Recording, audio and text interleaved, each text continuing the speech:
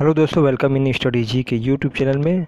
CUET B Ed entrance exam 2022 के अंतर्गत आज हम देखेंगे टीचिंग एप्टीट्यूड में एक सब टॉपिक आता है अधिगम की कठिनाइयाँ, जिसे इंग्लिश में कहा जाता है लर्निंग डिफ़िकल्टीज। ये आपको टॉपिक इसलिए पढ़ना है क्योंकि ये बच्चों में बहुत से ऐसे लर्निंग डिफ़िकल्टी पाई जाती है जिससे वे क्लास में अटेंशन नहीं दे पाते हैं और उनका मानसिक और शारीरिक रूप से विकास नहीं हो पाता। तो ये टॉपिक आपके लिए इम्पोर्टेंट हो जाता है और इसमें कम से कम आपको केवल 11 से 12 मेन पॉइंट याद करना है और जिससे आप 1 या 2 मार्क्स तो अचीव कर लेंगे CUT एग्ज़ाम में। तो आपने एक मूवी भी देखा होगा तारे ज़मीन पे, जिसमें जो बाल कलाकार था उसने जो प्ले रोल किया था वो भी उसको भी एक लर्निंग डिफ़िकल्टी का सामना करना पड़ा था। तो ऐसे ही आपको इसमें भी 11 प्रकार के लर्निंग डिफ़िकल्टीज़ के बारे में पढ़ेंगे। बहुत शॉर्ट में वीडियो है, केवल 5 मिनट में वीडियो ख़त्म हो जाएगा। तो इसको पूरा देखिएगा वीडियो और इसको नोट डाउन कर लीजिएगा।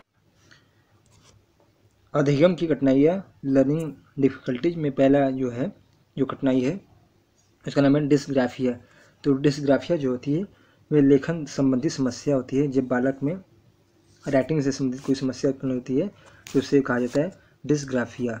नेक्स्ट है डिसलेक्सिया।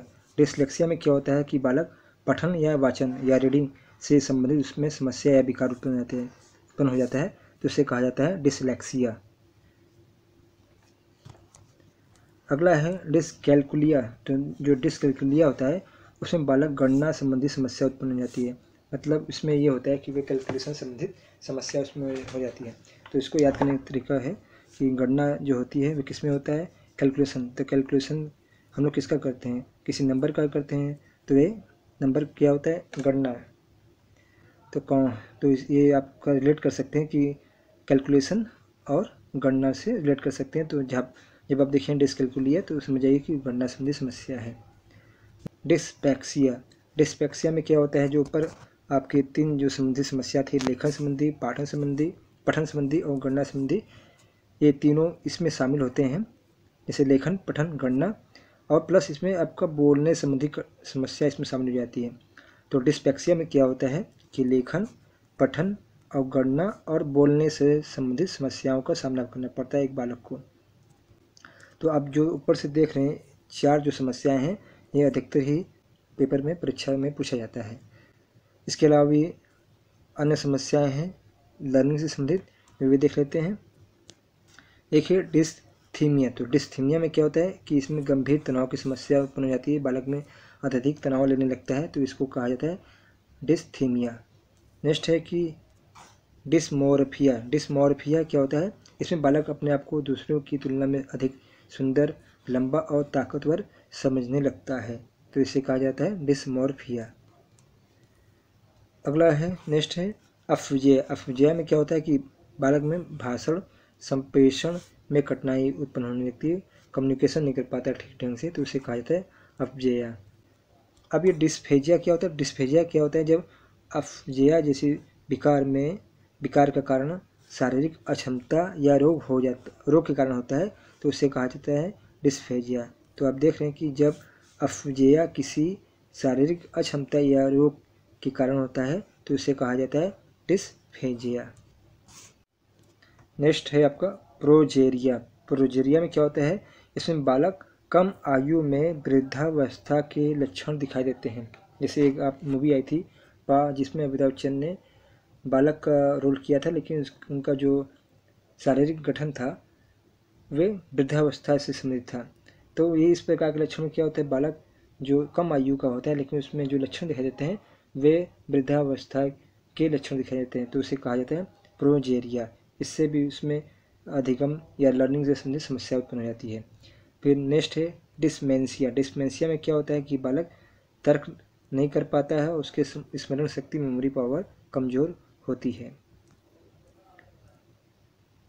नेक्स्ट है आपका बुलिमिया। नेक्स्ट है बुलिमिया में क्या होता है, भोजन ग्रहण प्रवृत्ति संबंधी अयोग्यता उत्पन्न हो जाती है। इसमें बालक अत्यधिक भोजन करने लगता है, उसको पता नहीं चलता कि कितना भोजन करना चाहिए, तो इस तरह की समस्या आती है। नेक्स्ट है एलेक्सिया। एलेक्सिया में क्या होता है, इसमें सीखने में अक्षमता उत्पन्न होने लगती है बालक में। तो एलेक्सिया में क्या होता है, बालक में सीखने में अक्षमता उत्पन्न होने लगती है। नेक्स्ट है ADHD।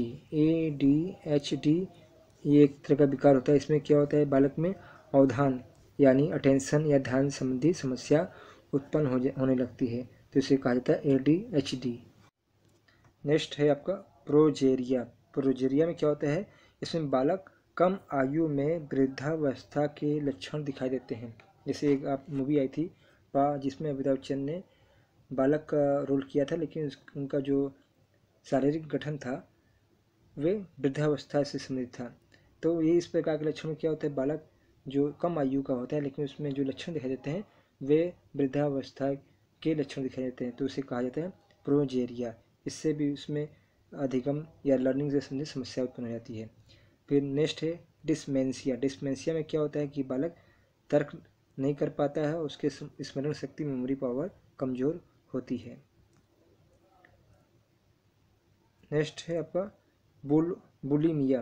नेक्स्ट है बुलिमिया में क्या होता है, भोजन ग्रहण प्रवृत्ति संबंधी अयोग्यता उत्पन्न हो जाती है। इसमें बालक अत्यधिक भोजन करने लगता है, उसको पता नहीं चलता कि कितना भोजन करना चाहिए, तो इस तरह की समस्या आती है। नेक्स्ट है एलेक्सिया। एलेक्सिया में क्या होता है, इसमें सीखने में अक्षमता उत्पन्न होने लगती है बालक में।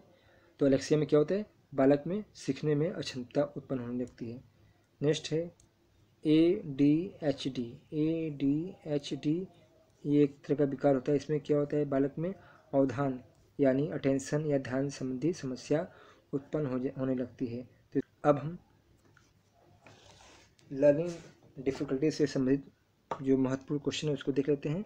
तो पहला क्वेश्चन है डिस्ग्राफिया। डिस्ग्राफिया का क्या अर्थ है? ऑप्शन है पढ़ने में कठिनाई, लिखने में कठिनाई, बोले जाने वाली भाषा को समझने में कठिनाई, या उपरोक्त में से कोई नहीं। तो जो डिस्ग्राफिया जो होती है इसका जो सही उत्तर हो जाएगा वे लेखन या राइटिंग से संबंधित कठिनाई को ही डिस्ग्राफिया कहा जाता है। कि भाषा समझ से संबंध विकार है, तो भाषा समझ से संबंध विकार कौन सा है? पहला है चलाघात जिसे अपरेक्सिया कहते हैं। दूसरा है पठन वैकल्य जिसे डायलेक्सिया कहते हैं। वाक संबंधी रोग एस्पेक्सिया कहते हैं। भाषागत जिसे अफिजिया कहते हैं। तो जो भाषागत संबंध जो विकार है उसका जो सही उत्तर हो जाएगा वह हो जाएगा आपका भाषागत जिसे अफजिया कहा जाता है। अगला क्वेश्चन की अधिगम अक्षमता में गणती विकार का नाम क्या है?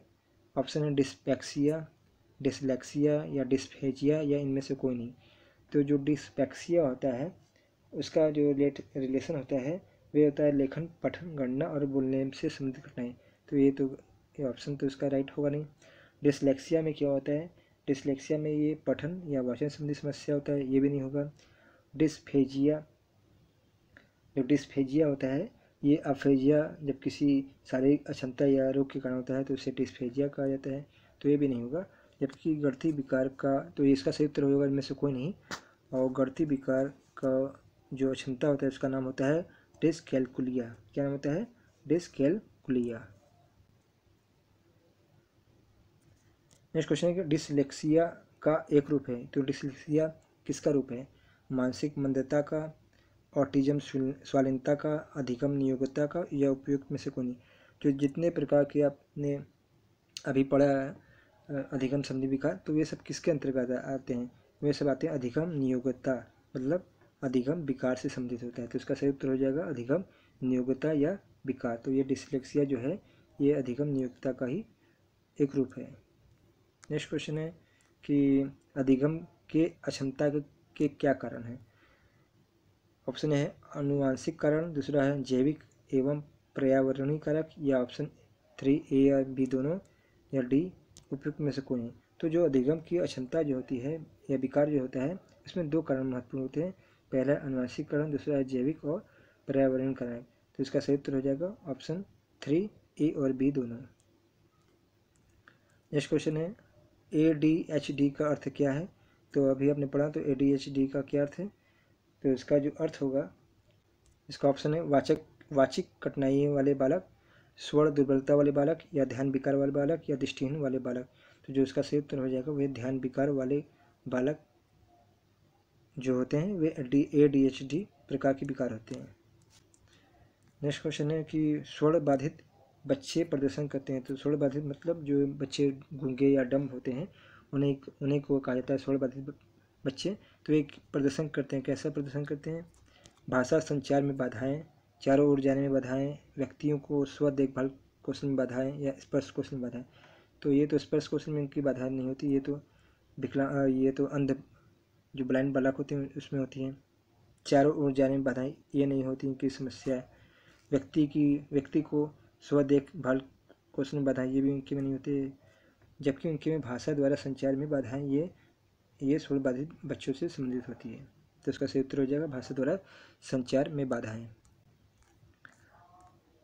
अगला क्वेश्चन कि विभिन्न दोषों के संबंध में निम्नलिखित में से असत्य को पहचानिए। तो इसमें से असत्य क्या है? तो ये जो आपका ऑप्शन देख लीजिए। तो मौखिक दोष, अधिगम में दोष ये अफजाई इसे कहा जाता है। भाषा पढ़ने में दोष इसे डायलेक्सिया कहा जाता है। और लिखने में कठिनाई इसे डिस्ग्राफिया कहा जाता है। जबकि कम या बिल्कुल अबोध न होना इसे सेलेक्सिया नहीं बल्कि उसे हाइपरलेक्सिया कहा जाता है। तो दोस्तों आपने देखा लर्निंग डिफिकल्टीज से संबंधित मेन पॉइंट और जो मेन पॉइंट से संबंधित बहुत से क्वेश्चन थे उसको आपने देखा। तो इसके अलावा इस चैनल पे आप टीचिंग एप्टीट्यूड्स में शिक्षा से संबंधित फुल फॉर्म वाले प्रश्न को देख सकते हैं वीडियो को। और इसके अलावा टीचिंग एप्टीट्यूड में शिक्षा संस्थानों के स्थापना वर्ष से संबंधित वर्ष एवं स्थिति से संबंधित भी वीडियो इस चैनल पे है, उसको भी जाके आप देख सकते हैं। तो ये दोनों वीडियो जरूर देख लीजिएगा। ये दोनों video CUET BED entrance exam के लिए अति महत्वपूर्ण है। तो ऐसे चैनल को लाइक, सब्सक्राइब और शेयर जरूर करें। तब तक के लिए आप सभी का धन्यवाद।